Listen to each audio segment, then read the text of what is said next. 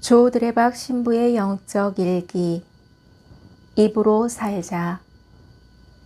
인간은 태어날 때부터 교만이라는 안경을 쓰고 있답니다.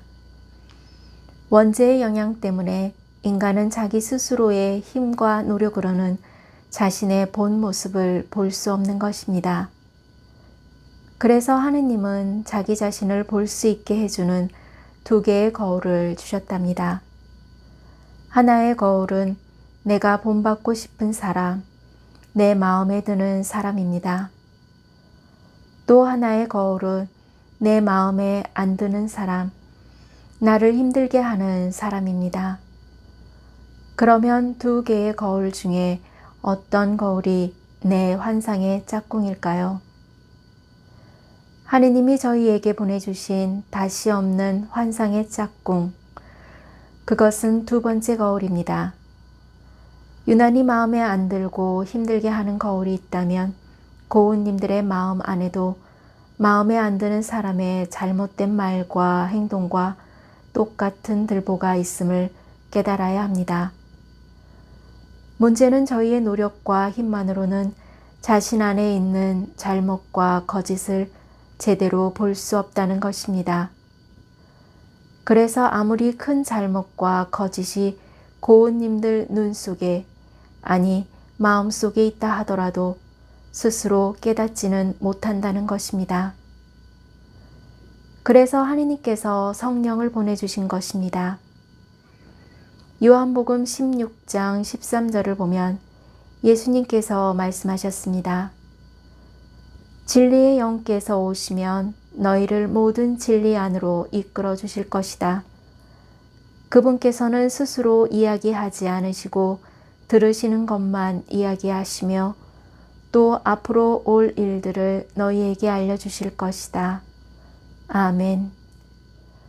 오늘 복음을 보면 예수님께서는 입이 아니라 주둥이를 달고 사는 사람들, 즉 큰 허물을 지닌 주제에 늘 남의 허물을 고치겠다는 사람들에게 경고하는 말씀을 하셨습니다. 위선자야, 먼저 내 눈 속에 있는 들보를 빼내어라. 그래야 내가 형제의 눈에 있는 티를 뚜렷이 보고 빼낼 수 있을 것이다. 여기서 들보는 나무로 집을 지을 때 지붕을 이루는 목재 가운데 가장 큰 목재일 것입니다. 그래서 보통은 대들보라고 부릅니다.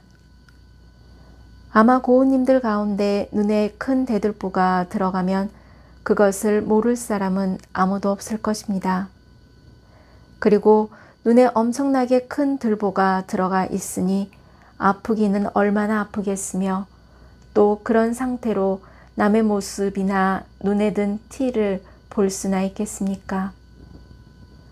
따라서 지금 자기 눈에 큰 들보가 박혀 있는데 그것을 모르고 남의 눈에 티를 빼주려는 사람은 너무나 어리석고 교만한 사람이라는 말입니다.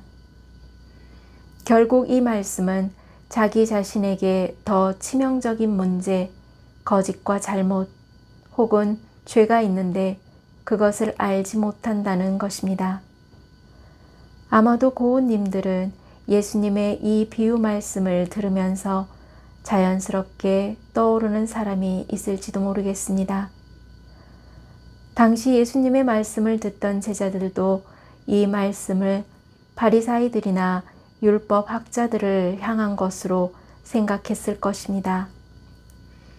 그러나 이 말씀은 그들을 향한 말씀이 아니라 바로 주님 앞에서 말씀에 귀를 기울이고 있던 제자들을 향해 하신 말씀이었던 것입니다. 그러기에 이 비유 말씀을 듣고 보고 다른 사람들을 떠올리는 것은 주님의 뜻이 아닙니다. 왜냐하면 남의 눈에 있는 아주 작은 티를 보면서도 자기 눈 속에 있는 큰 들보를 보지 못하는 사람은 바로 저희 자신이기 때문입니다. 자기 눈에 있는 들보를 빼내려고 노력하는 사람은 다른 사람의 문제에 대해 신경 쓸 여유가 없습니다. 주님, 성령 안에서 저희의 들보를 보게 하소서. 아멘. 사랑하는 고운님들, 자기 자신의 들보를 찾아내는 데는 아무것도 모르는 바보 멍청이이지만 다른 사람의 티를 찾아내는 데는 귀신 같은 도사들이 있습니다. 이런 사람의 입을 주둥이라고 합니다. 이 주둥이로 교회의 분열을 일으킵니다. 그러므로 진리의 영께서 고운님들 마음 안에 있는 들보를 보게 해주시고 인도해 주시기를 간구합니다. 저 두레박 사제도 진리의 영께 부족한 이 사제의 들보를 보고 깨닫게 해주시기를 간구하면서 몸과 마음이 아픈 고운님들과 간호하는 고운님들 그리고 고운님들의 자녀에게 주님의 치유와 회복의 은총이 임하기를 기도합니다. 아멘. 영적 일기를 마무리하면서 먼저 남의 티를 보고 빼내주겠다고 말하는 주둥이가 아니라 자신의 들보를 먼저 보기 위해 진리의 영께 도움을 청하는 입으로 치유와 회복의 은총을 누리시기를 주님의 이름으로 강복합니다. 아멘.